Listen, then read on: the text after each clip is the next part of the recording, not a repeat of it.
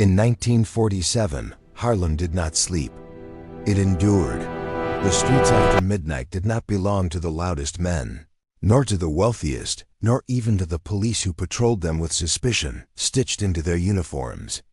The streets belonged to memory. They remembered who had stood firm and who had folded. They remembered who exploited fear and who absorbed it.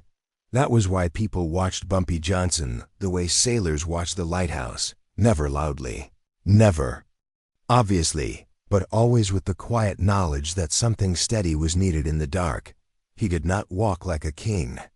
He did not posture like a man hungry for dominance. He moved with a contained stillness, hands often folded behind his back, hat angled just enough to shield his eyes from those who searched them for weakness. His presence was not announced. It settled into a room, but power, even quiet power, unsettles men who build their authority on noise.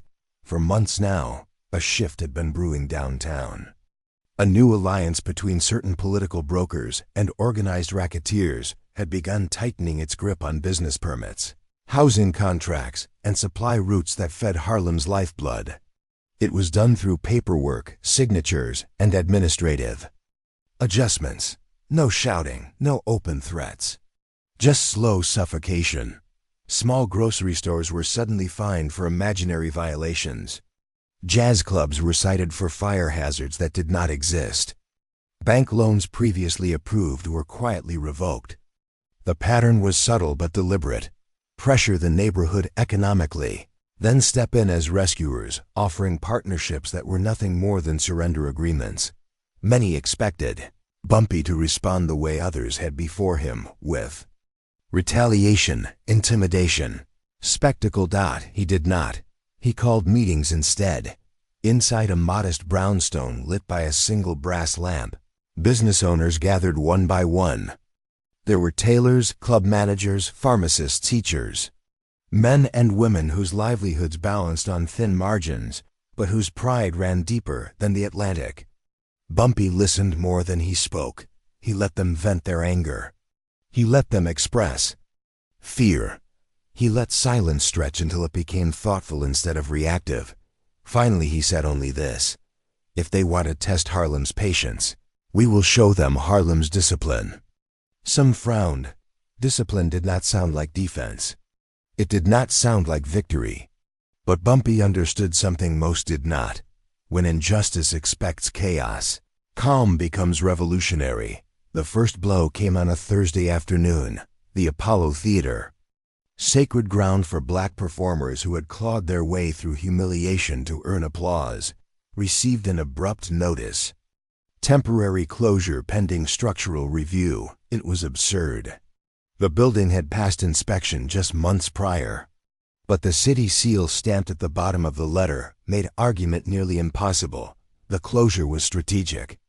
The Apollo was not merely entertainment, it was economic oxygen. Vendors depended on its crowds, musicians depended on its stage.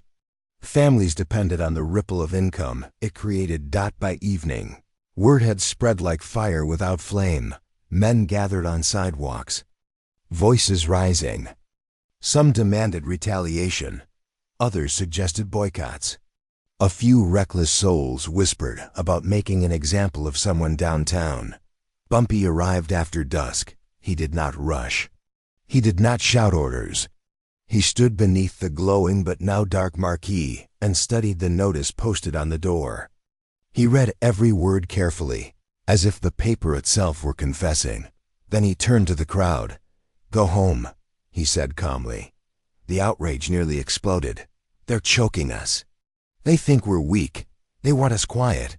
Bumpy nodded once. Yes.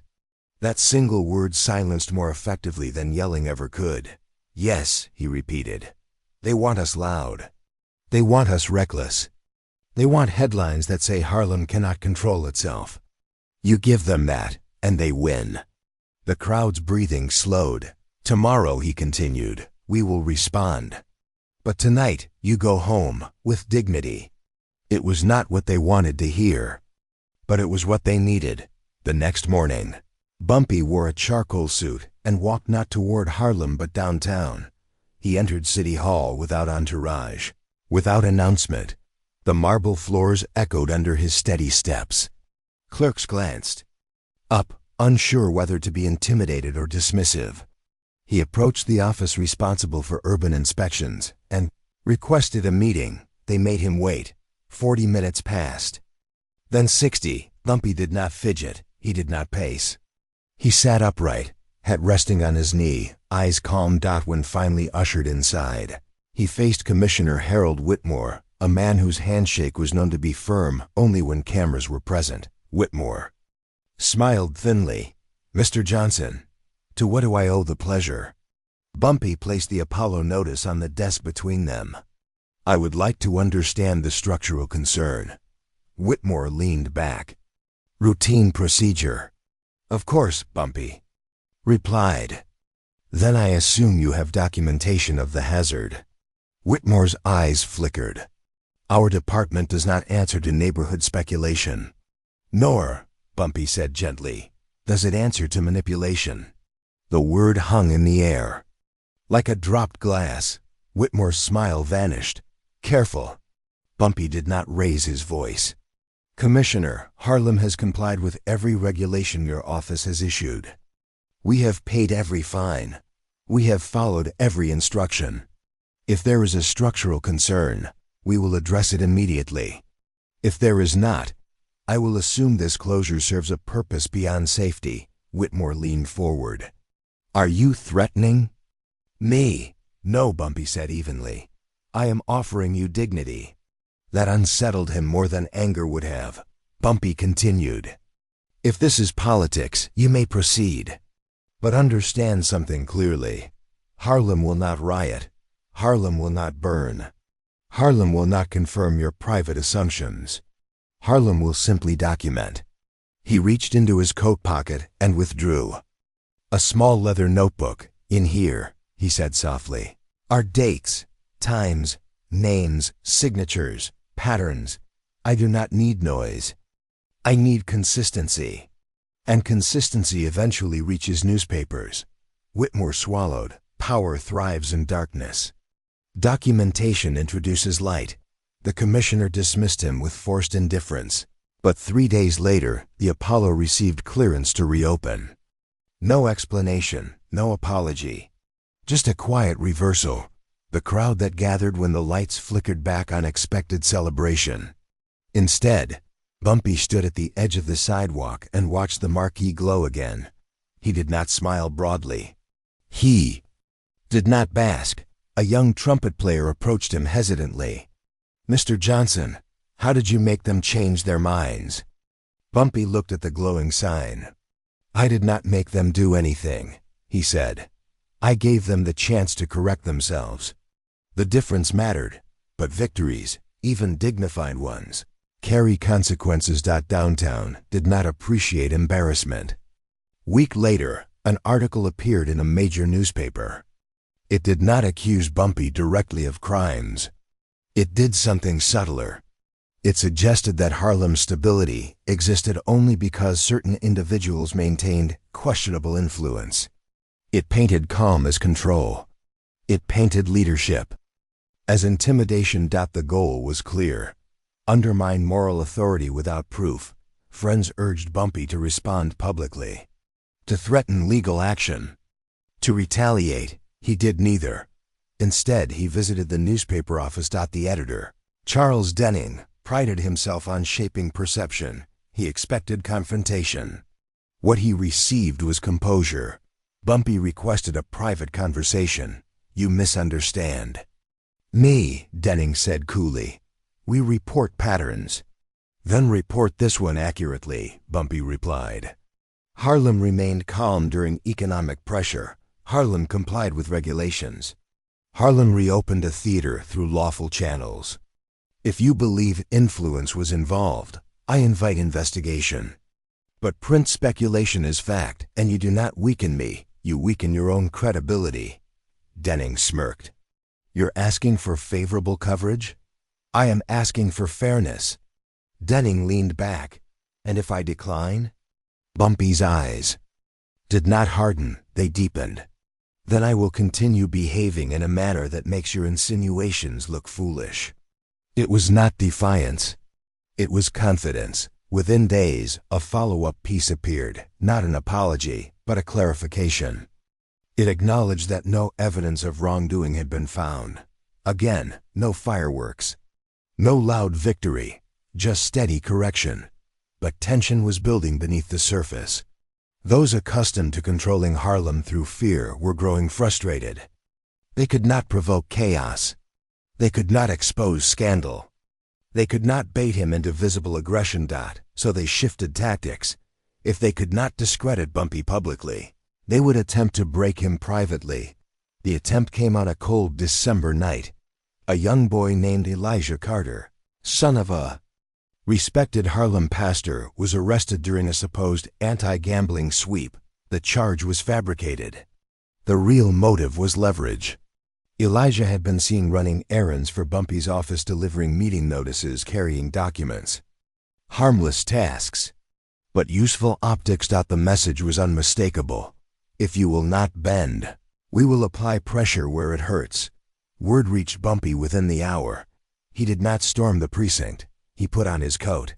Inside the station, fluorescent lights buzzed overhead.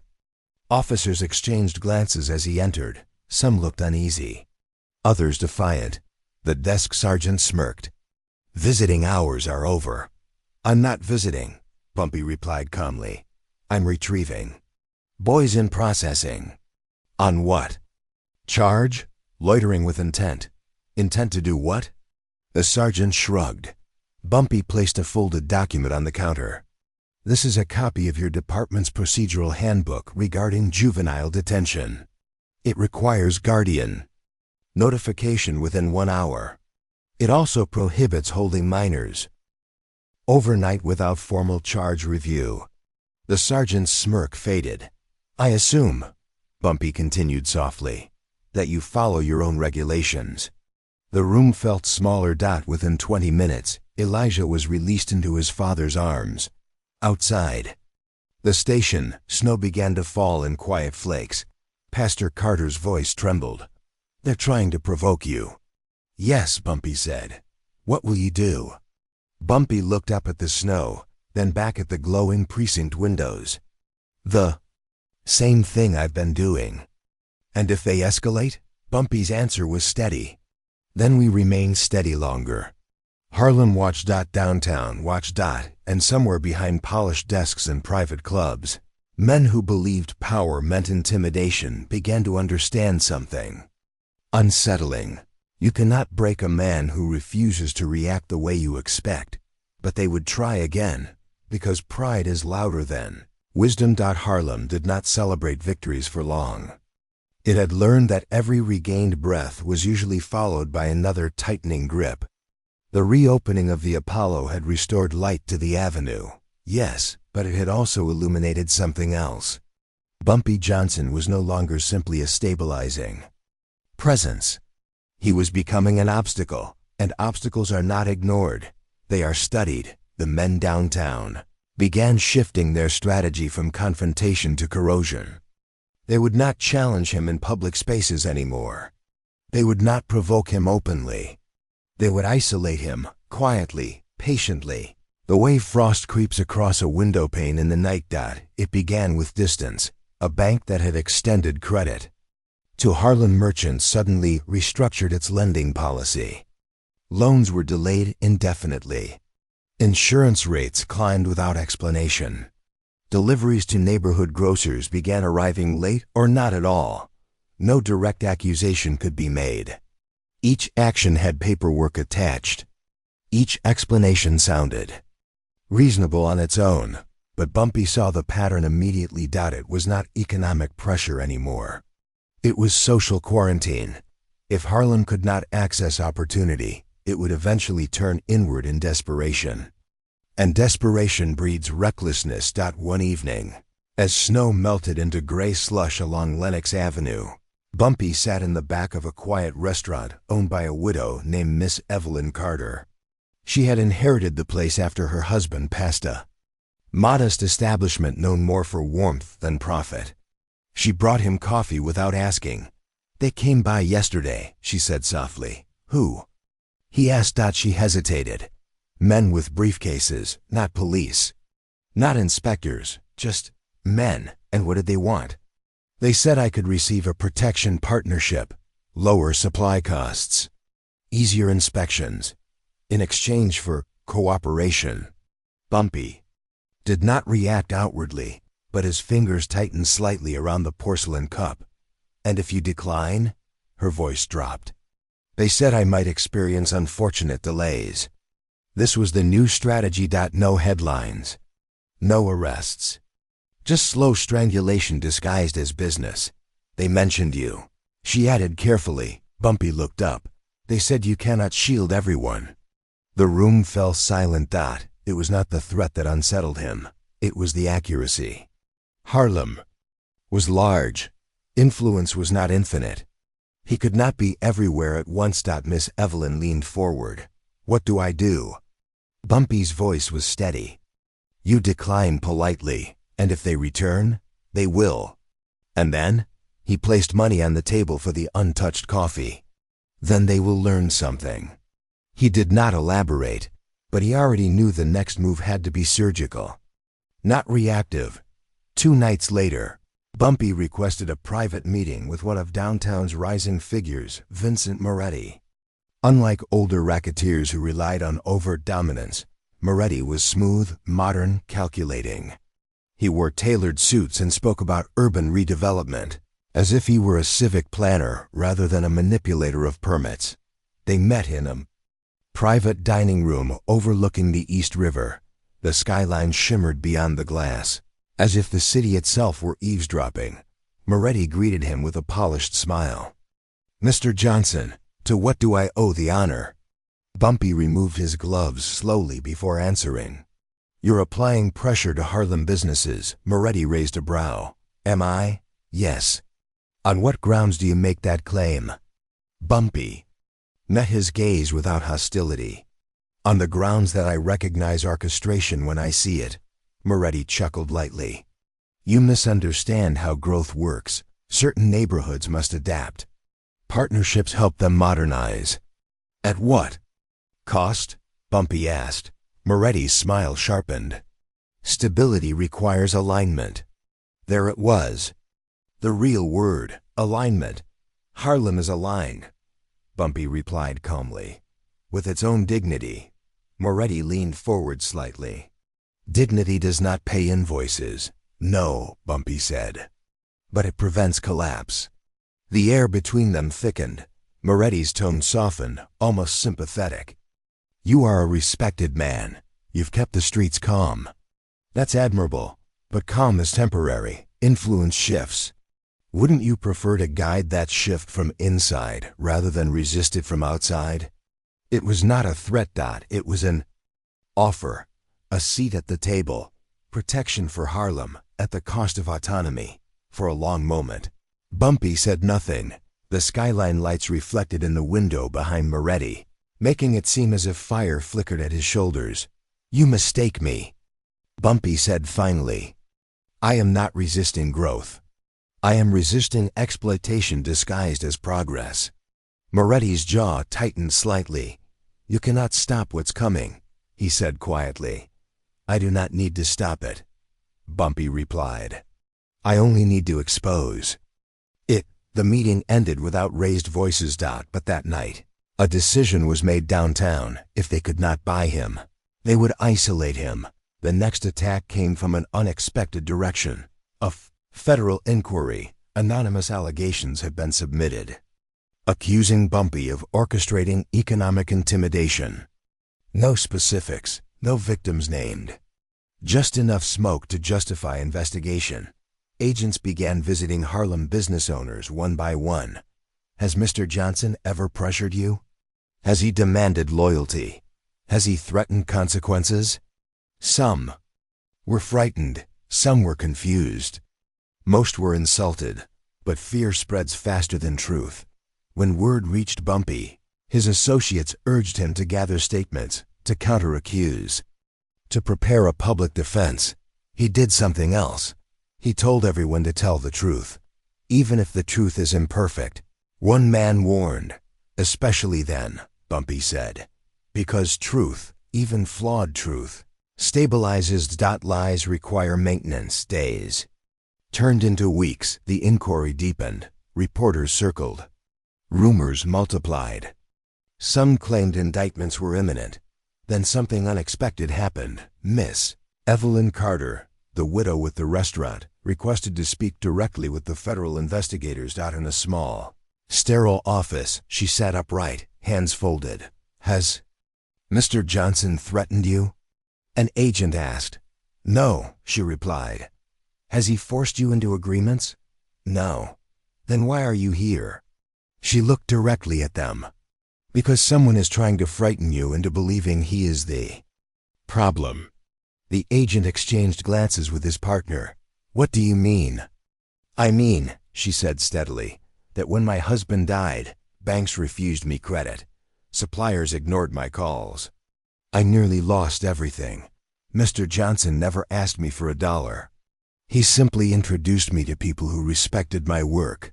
He asked for nothing in return. She paused. If that is intimidation, then perhaps you should redefine the word. Her testimony was not dramatic. It was quiet, but it was powerful. Soon, others followed. A tailor, a pharmacist, a club owner. Each told the same story. Not fear, not coercion, but mediation, stability, protection from exploitation. The inquiry lost momentum. No charges were filed. Downtown's frustration hardened. They had attempted economic suffocation. It failed. They attempted social isolation. It failed. They attempted legal erosion. It failed. So they shifted once more. This time they targeted reputation in the only way left. Morality. A scandal surfaced in tabloids suggesting Bumpy had secretly arranged for the removal of a rival through unspecified means years earlier. No evidence, just insinuation.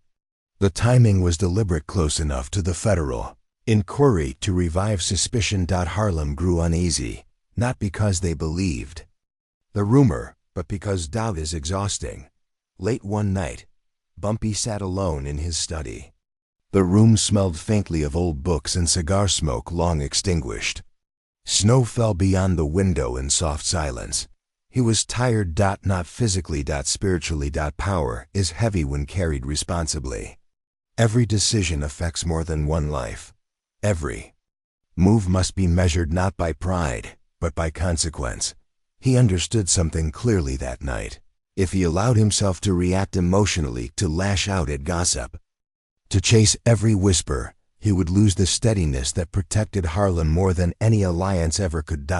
So he did something radical. He invited a public forum, not a press conference, not a controlled environment, a church hall. He stood before a room filled with residents, reporters, skeptics, believers. I have heard the rumors, he began calmly.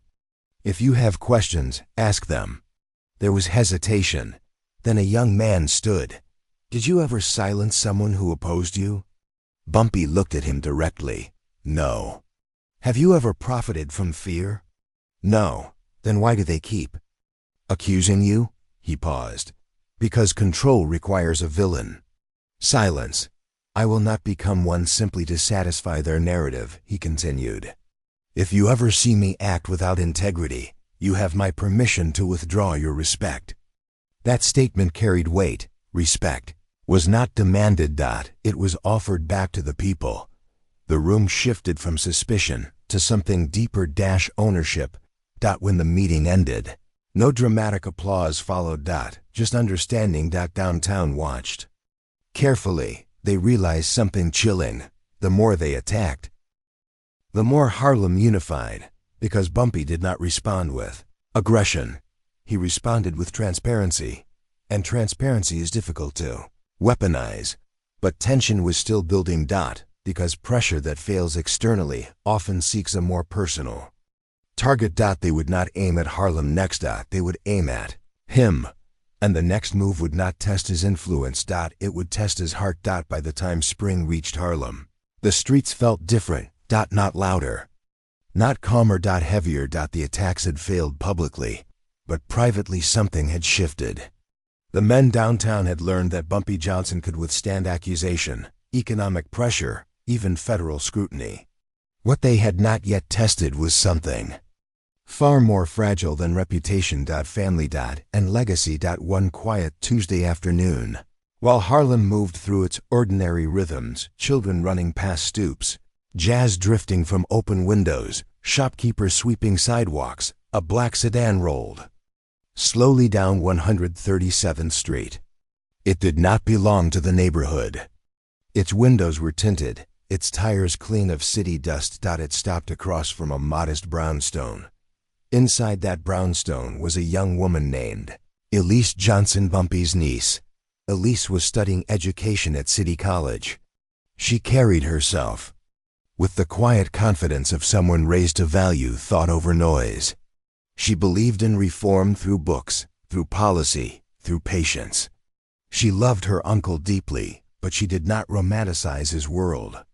She respected him because he stood firm without spectacle. The sedan waited. Across the street, a man stepped out, well-dressed, clean-shaven. He walked to the door and knocked gently. Elise opened it. "Miss Johnson?" he asked politely. "Yes?" "My name is Richard Lowell. I represent a private foundation offering scholarships for promising students. We've been reviewing applications in the Harlem district." Her expression brightened cautiously. "I don't recall applying." "We noticed your academic record," he replied smoothly. "Exceptional." Flattery is rarely innocent. He handed her a small envelope. "Inside is a formal invitation to meet our board for consideration of a full sponsorship. Tuition, housing, books, complete coverage." Her breath caught slightly. For a young black woman in 1947, such an offer was nearly miraculous. "Thank you," she said carefully. "We only ask," Lowell added gently, "that you attend a private dinner tomorrow evening. Discretion is important." He tipped his hat and returned to the sedan. Across the street, an elderly neighbor had watched the exchange carefully. By sunset, word reached Bumpy. He did not react immediately. He waited for Elise to come to him. She arrived that evening, letter in hand, eyes hopeful but uncertain. "Uncle," she said softly, "does this look legitimate?" He read the letter slowly. The language was polished, the foundation's name impressive, but there were no official seals. No letterhead verification. What did they ask in return? He asked quietly. "Just dinner." He looked at her. "Did they mention me?" A pause. "Yes." His jaw tightened, just slightly. "They said they admire your leadership. They said they want to invest in Harlem's future. And they require discretion." "Yes." He folded the letter carefully. "Elise," he said gently, "if something sounds generous but requires secrecy, it is not generosity." Her face fell. "You think it's connected to them?" "Yes," she swallowed. "Then what do I do?" Bumpy met her eyes with the same calm he had shown commissioners and editors. But this time, something deeper flickered beneath it. "You attend." Her eyes widened. "What?" "You attend the dinner." He placed the letter back in her hands. "But you will not attend alone." The following evening, Elise entered a private dining room in a Manhattan hotel known for hosting political figures. The table was elegantly set. Crystal glasses, fine silverware, dim lighting. Richard Lowell stood to greet her. "Miss Johnson, wonderful." Two other men sat at the table. One she recognized from newspaper photos, a junior city councilman. The other she did not know. But his eyes were calculating. Dinner began pleasantly. They asked about her studies, her aspirations, her desire to teach in underserved communities. Then, slowly the tone shifted. "You have remarkable potential," the councilman said. "With the right backing, you could influence educational policy one day." "That's very kind," Elise replied cautiously. Lowell smiled. "Influence often requires alignment." There was that word again. Alignment. The unknown man leaned forward. Your uncle is respected. But sometimes respected men make rigid choices. Elisa's posture straightened. He believes in dignity, she said evenly. Yes, Lowell agreed smoothly, but dignity can obstruct opportunity. We're offering you advancement, security, freedom from dependency on a man who may not always be able to shield you. There it was, the real offer. Distance yourself from him. Publicly. Perhaps quietly denounce his influence. Suggest his leadership was coercive. Frame him as outdated. In return, full sponsorship. Why me? She asked. Because, the councilman replied gently. A respected man losing the faith of his own family speaks volumes. Silence filled the room. Elise understood fully now. They were not attacking finances, not attacking reputation. They were attempting to fracture his moral foundation, and they believed she was leveraged. She rose slowly from her chair. I appreciate the meal, she said calmly. But if your investment requires betrayal, it is too expensive. Lowell's smile vanished. You may regret this decision. She met his eyes without fear. Only if I stop recognizing myself. She walked out. The black sedan did not follow her home, but the message had been delivered. When she told Bumpy everything, he listened without interruption. His face remained composed. Only his hands, resting on the desk, were clenched beneath the surface. They think you are my weakness, he said finally. Am I? She asked softly. He looked at her, not as a strategist, not as a leader, but as an uncle. You are my reason. That night, for the first time in months, he did not sleep. Because the line had been crossed. Not violently, but spiritually. The next move had to be definitive. Not loud. Definitive. 3 days later, Bumpy requested another meeting with Vincent Moretti. This time, there was no river view. No polished dining room. They met in a construction site office overlooking a redevelopment zone near the waterfront. Steel beams rose behind them. Dust floated in the sunlight. Moretti greeted him cautiously. You requested urgency. Yes, Bumpy replied. I assume this concerns your niece. Moretti did not deny involvement. She was offered opportunity, he said calmly. She was offered leverage, Bumpy corrected. Moretti spread his hands. Everything is leverage. No, Bumpy said quietly. Everything is not.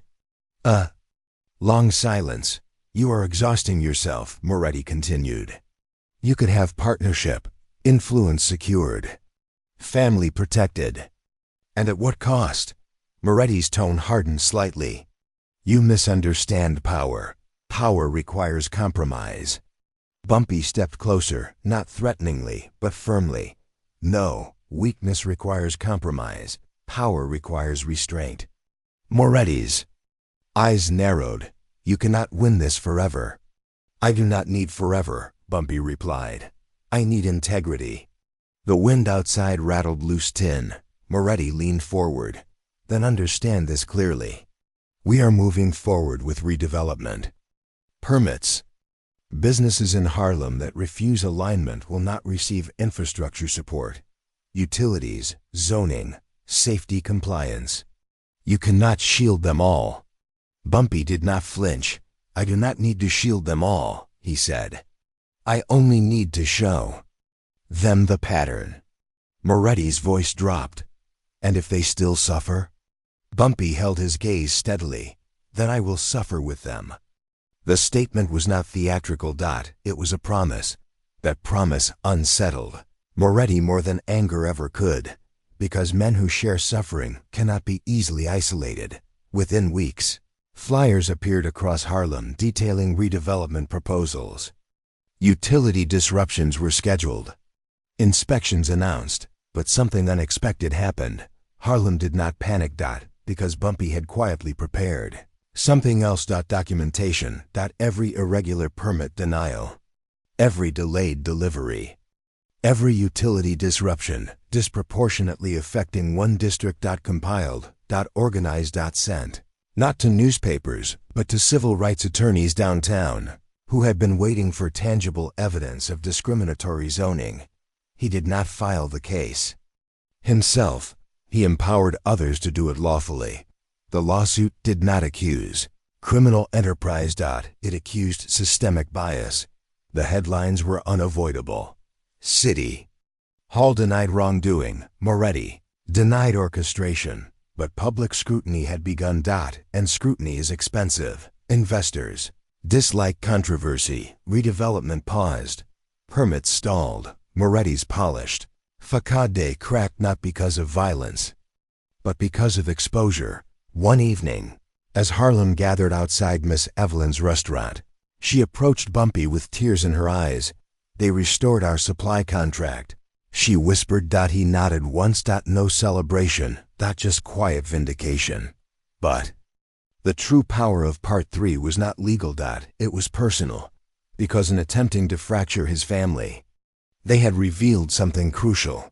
They did not understand him. They believed his strength was control. They did not realize his strength was character, and character, once proven publicly and privately, becomes unshakable. As summer approached, Harlem's sidewalks felt lighter again. Not because threats had vanished, but because unity had solidified. One night, Elise joined him on the stoop. "Do you ever get tired?" she asked. "Yes," he admitted. "Of fighting?" He looked down the block at children playing beneath streetlights. "No," he said softly. "Of being watched." She smiled faintly. "You know," she said, "they thought offering the opportunity would tempt me. Did it?" She hesitated honestly, for a moment. He nodded approvingly. "Temptation is not weakness," he said. "Acting without conscience is." A breeze moved down the street, carrying distant jazz notes. By late summer of 1948, Harlem no longer felt hunted. It felt watched. The redevelopment lawsuits had slowed downtown's advance. Federal inquiries had dissolved quietly. The scholarship trap had failed. Every attempt to provoke, isolate, or fracture Bumpy Johnson had collapsed under the weight of composure. But men who mistake control for power do not retreat gracefully. They escalate. The announcement came in the society pages first. A unity gala. A grand public fundraiser to support urban integration and redevelopment. Hosted at the Grand Meridian Ballroom downtown, a venue that had historically excluded black guests, except as performers or staff. This time, however, the invitation list was different. Select Harlem leaders were invited as symbolic representatives of cooperation. The language was deliberate. Symbolic. Not equal. The real headline appeared 3 days later. Vincent Moretti would be honored for civic leadership and urban advancement. And among the scheduled speakers, Bumpy Johnson. The invitation was printed publicly in the newspaper before it even reached his hands. He had not agreed to speak. He had not been consulted. They had volunteered him. The move was surgical. If he refused to attend, headlines would frame him as unwilling to cooperate with city progress. If he attended and remained silent, it would appear as endorsement. If he protested publicly, he would look disruptive in a room carefully curated for optics. It was not a trap of force. It was a trap of perception. The entire city would be watching. That evening, Harlem buzzed with speculation. He shouldn't go. They're setting him up. They'll humiliate him. Miss Evelyn Carter closed her restaurant early and walked to Bumpy's brownstone personally. "You don't owe them your presence," she said firmly. Bumpy listened quietly. "I don't attend because I owe them," he replied calmly. "I attend because Harlem deserves to be seen." Elise stood near the window, arms crossed. "They want spectacle," she said. "Yes." Bumpy agreed. "So don't give them one." He adjusted his cufflinks slowly. "I won't." The Grand Meridian Ballroom glowed like a jewel box that night. Crystal chandeliers, polished marble floors, silk-draped tables. A live orchestra played softly as city officials mingled with businessmen and social elites. At the far end of the room stood a long stage adorned with a banner reading, "Unity through progress." The phrase felt rehearsed. When Bumpy entered, the room shifted almost imperceptibly. Conversations dipped. Heads turned not in open hostility, but in calculation. He wore a midnight blue suit, tailored precisely, his posture straight, his expression unreadable. He did not arrive with entourage. He did not seek attention. Yet attention found him. Vincent Moretti approached with a glass of champagne in hand. "Mr. Johnson," he said smoothly, "I'm pleased you accepted." "I did not," Bumpy replied evenly. Moretti smiled. "But you came." "Yes." A pause. "You understand the importance of optics," Moretti continued. "Tonight is about cooperation. Tonight," Bumpy said quietly, "is about truth." Moretti's smile faltered for a fraction of a second. The program began. Speeches about progress, about rebuilding neighborhoods, about shared futures. Applause followed every polished phrase. Then Moretti approached the podium. He spoke confidently, painting redevelopment as salvation. He referenced Harlem as a district on the verge of transformation. He thanked community leaders willing to align with forward vision. Then came the moment. "And now," Moretti said smoothly, "I invite a respected voice from Harlem, a man whose presence here tonight symbolizes unity." Polite applause. Bumpy rose. Every camera in the room angled toward him. He walked to the podium without rush. For several seconds, he said nothing. Silence in a ballroom that large becomes almost physical. He looked across the sea of faces, politicians, investors, reporters. Then he began. "I was invited to speak tonight as a symbol." The word lingered. "I am not a symbol." A subtle shift moved through the crowd. "I am a representative of a neighborhood that has survived not because of redevelopment, but because of resilience." He paused. "You speak of unity. Unity requires consent, not compliance." The air tightened. Moretti's jaw stiffened. Bumpy continued calmly. "In recent months, businesses in Harlem experienced delayed utilities, selective inspections, loan withdrawals. These actions coincided with redevelopment proposals requiring partnership under specific conditions." A few heads turned. "I was told that resistance to such partnership would result in inconvenience." The orchestra musicians had stopped breathing. "But here is what you misunderstand," Bumpy said softly. "Harlem does not fear inconvenience. Harlem fears erasure." The room grew still. "You invited me here to demonstrate alignment," he continued. "So allow me to demonstrate something else." He reached into his coat, not dramatically, slowly, and removed a thin folder. Gasps rippled lightly through the front tables. "These," he said evenly, "are copies of communications between redevelopment firms and inspection offices outlining targeted pressure strategies." Moretti stepped forward slightly. "This is inappropriate." Bumpy did not raise his voice. "No," he said, "this is documented." He held the folder in one hand but did not distribute it. "I did not release these to the press. I did not file criminal complaints. Because my objective is not destruction." He looked directly at Moretti. "My objective is correction." The room felt suspended. "I will leave this folder here tonight," Bumpy said calmly, placing it on the podium. "You may choose to review it privately and amend your methods publicly." The silence thickened. "And if we decline?" Moretti asked, voice low. Bumpy met his eyes. "Then it will become public record." No threat, just inevitability. The power of the moment was not in aggression. It was in restraint. He stepped back from the podium. "But before I leave," he added, "I want to clarify something." He turned to face the audience fully. "You do not need Harlem's cooperation to build buildings. You need Harlem's cooperation to build legitimacy." The word struck harder than any accusation. Legitimacy. Without it, progress is exploitation. He removed his hat. And legitimacy cannot be purchased. It must be earned. Then he stepped away. No shouting. No dramatic exit. Just measured steps off the stage. For 5 long seconds, the ballroom was silent. Then unexpectedly, a single pair of hands began clapping. A reporter, then another, then a few. Scattered guests. The applause did not become thunderous. It became undeniable. Moretti did not clap.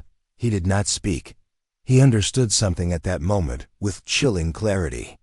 He had gambled on humiliation, and instead, he had handed Bumpy the moral high ground in front of the entire city. The following morning, headlines did not scream scandal. They read, Harlem leader calls for transparency at Unity Gala settled. Measured. But powerful. Within a week, redevelopment proposals were revised. Inspection audits were standardized citywide. Loan institutions publicly clarified lending policies. No apology was issued. None was needed, because behavior shifted. One evening, weeks later, Bumpy stood outside the Apollo once more. The marquee lights shimmered. Music spilled into the street. Miss Evelyn joined him. They backed down, she said softly. They adjusted. He corrected. She studied him carefully. They tried to embarrass you. Yes, did it anger you? He thought for a moment. No, he said quietly. It clarified them. A group of young boys ran past laughing, chasing one another under the glow of the street lamps. Elise approached from the opposite side. Books in hand. You know, she said, people are calling that speech historic. He smiled faintly. It was only necessary. She studied him. Do you ever think about what would have happened if you'd chosen differently? He looked down Lenox Avenue, alive, breathing, imperfect but standing. Yes, he said softly.